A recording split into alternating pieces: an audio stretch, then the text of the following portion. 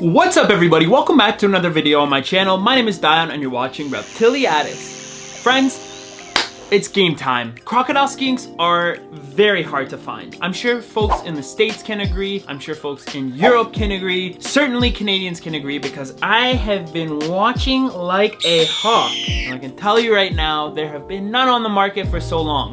But bless the crocodile skink gods because I found a loophole. A few months ago, I told myself, listen, there are crocodile skinks around. Lots of them have come into the country, but they're probably just in random hobbyists' care. No one's really systematically breeding them except for a handful of people. I gotta find them. So what did I do? I posted a wanted ad incognito on a classifieds page looking for crocodile skinks. And lo and behold, over the span of a few weeks, random people were messaging me saying, hi, I have a crocodile skink. If you want them, let me know, I want this much. And so through that process, I've actually found one female, and then I found a 1.2, which is one male and two females. So guys, we're bringing in all these crocodile skinks, and I'm so happy about it because as you recall, the last update we did on Project Mini Dragons, I made a huge mistake that resulted in not only my one male getting injured, you're gonna see him soon, his tail is growing back and he's doing good. And the worst thing that happened is that we lost a female, most likely due to breeding aggression and maybe a few other factors, I don't know. But if you wanna see what happened there, the link's up above. I'm not gonna digress more than that. So I ended up with two enclosures that each housed a solo male, which meant that at the very least, I needed two more females. We found one female, she went through a quarantine process, and now she's housed with the male who was beaten up, and they're doing great together. So as promised, I wanted to give you all a quick update on the injured croc skink.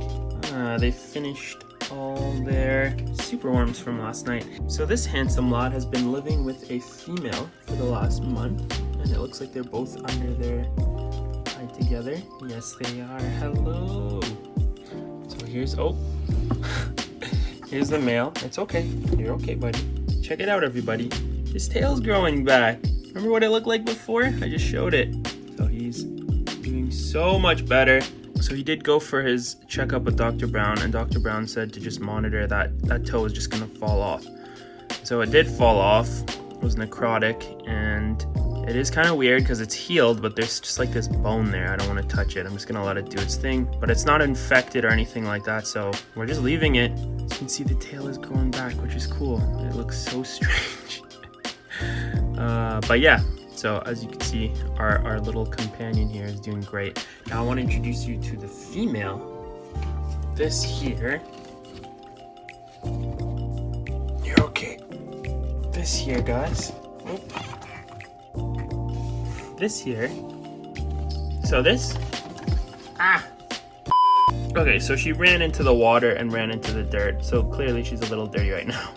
I don't want to stress her too much, but this is Khalessi. She was bought with a name, and I decided to keep the previous owner's name for her. But yeah, she is, whoa. She's one of the new females who has been here for some time, and she's paired up to this boy, and they're doing really well. He's very nice to her. He respects her, unlike that other male, and we'll let her go back into the enclosure. Wow, so fast.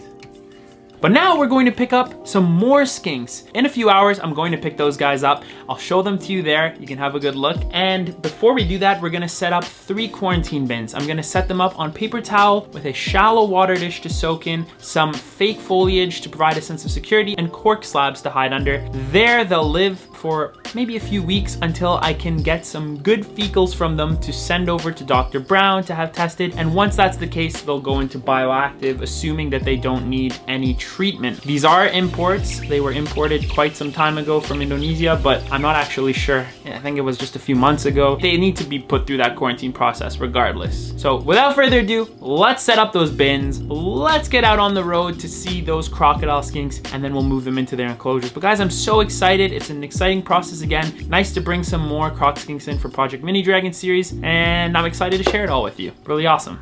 Alright guys, so the skinks are literally going in bins like this. They're not very big, of course. They're not suitable for long term. They're just small. They're gonna have enough room for shelter, and they're gonna have a spot for food to be close and accessible. That's all this is about. Just quarantine, get the poop out of them, test it, and move on into something nice. So we have to set up 3 separate bins for 3 separate skinks. We're gonna line the base with paper towel, which is easy to clean and replace. Place a small plant or pod tray in as a shallow water dish for the animal. I'm going to use a spray bottle to spray down the paper towel just so I can kind of press it into the corners and make sure that feeder insects can't escape, or hide I should say, behind the paper towel.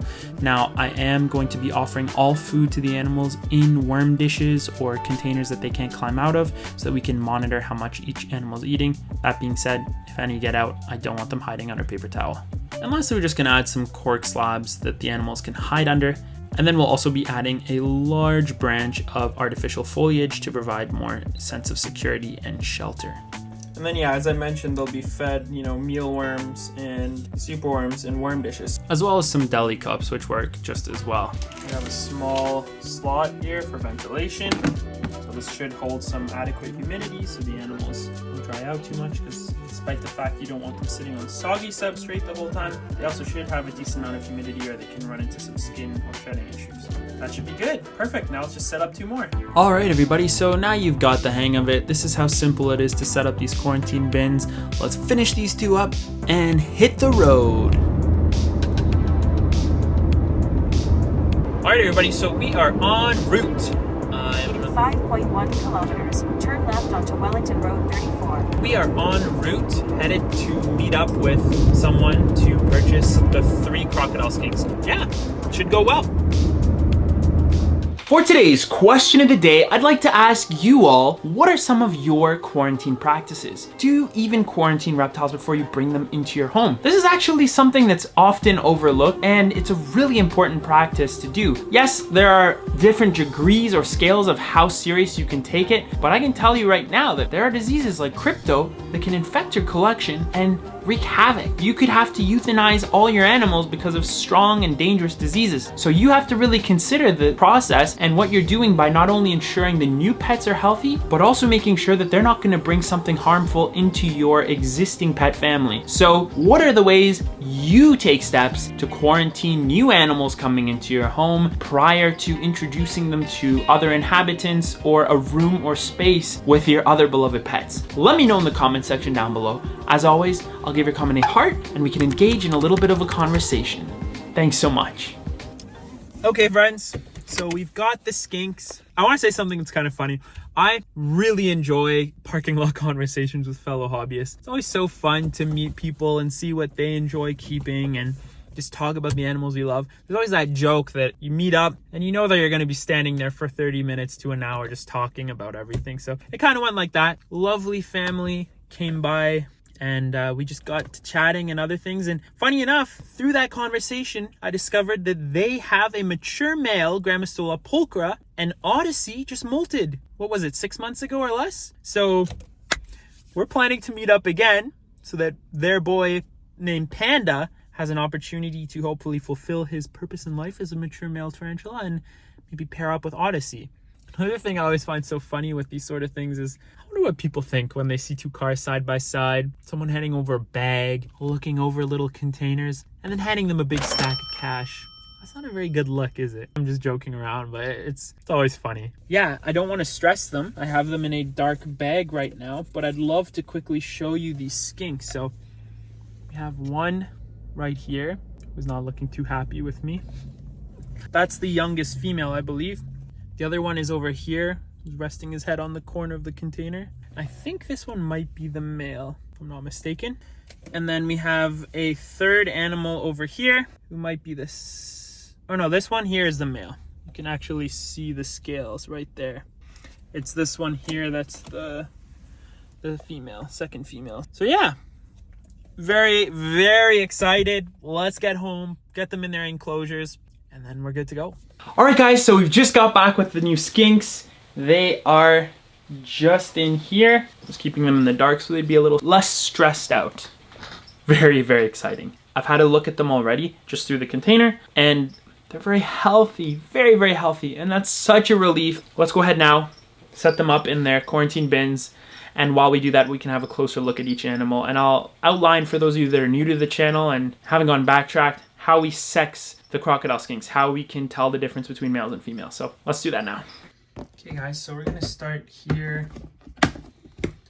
The first skink we're going to put into new home is this female here. So this is the youngest one. I am confident this animal is female. You can tell here. They're large enough that they have mostly faded juvenile pattern. Red eye is coming in nicely. At an even smaller size, on my own animals that are this size or smaller, you can actually already see the pores that indicate the animal is male. I know, you're okay. So on this one, if you look at the foot, no pores. So here I'll show you what it'd look like if it were male on an animal this size.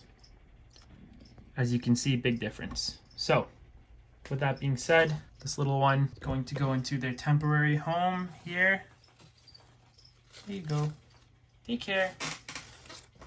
He ran away. And then we will proceed with the next.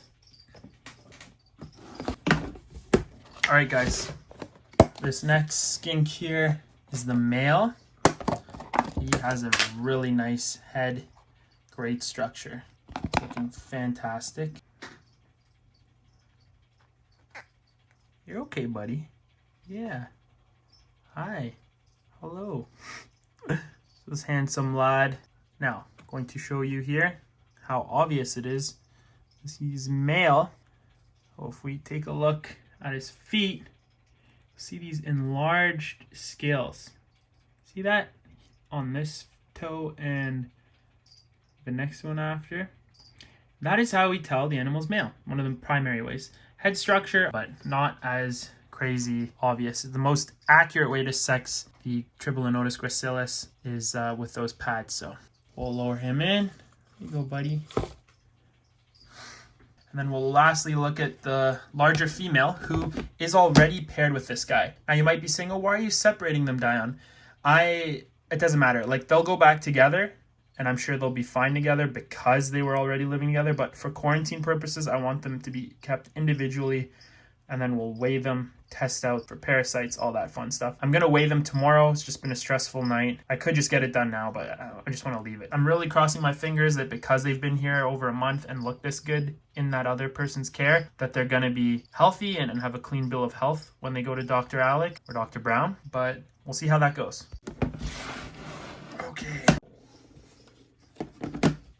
Okay.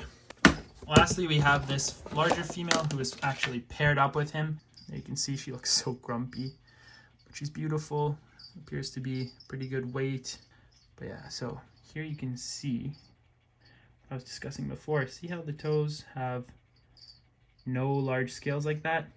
They were on that toe and that toe. There's nothing. That's the accurate way we know that this animal's female. Same thing if you look at her head. Again, it's not the most obvious thing, but a bit smaller than the males. So that's another sign. But anyhow, once these guys are quarantined or have clean fecals and whatnot, I will reintroduce her with the male again. But for now, solo enclosure. So there you go, girl. You can go into the bush. There you go. Went right under. I want to take a quick moment to remind you all that I have a full series dedicated to my own experience keeping and breeding and working with Tribolonotus gracilis and the white-eyed crocodile skinks, the Tribolonotus novaeguinea. I believe I'm pronouncing that right. So if you'd like to check out those videos, the struggles I've had, the successes I've had, the whole thing, how I set up their enclosures, how I've been keeping the animals with a great amount of success, check out the playlist up above to watch the whole series for Project Mini Dragon. And before we end the video, as always, I'd like to give a shout out to my newest patron over on the Patreon platform. That is Lunar Fairy. Thank you so much for becoming my newest patron over on Patreon. I really appreciate your support. And if you're interested in learning about how you can support the channel for as little as $2 a month, you can check out the link in the video description to unlock a whole slew of perks, get involved in some contests, get sneak peeks, a direct line of communication with me, a shout out in the video when you join, and more. Thank you again. Let's wrap up the video. Well friends, there you have it. I sincerely hope you enjoyed watching today's video. We have 3 new crocodile skinks in the mini dragon project. Super stoked on that, and I hope you are too. If you want to see more videos pertaining to the Project Mini Dragon series, check out the playlist up above, showing it again. Otherwise, I can't wait to see you for the end of the week's video. It's gonna be super cool. Take care everyone and have a wonderful week. Awesome.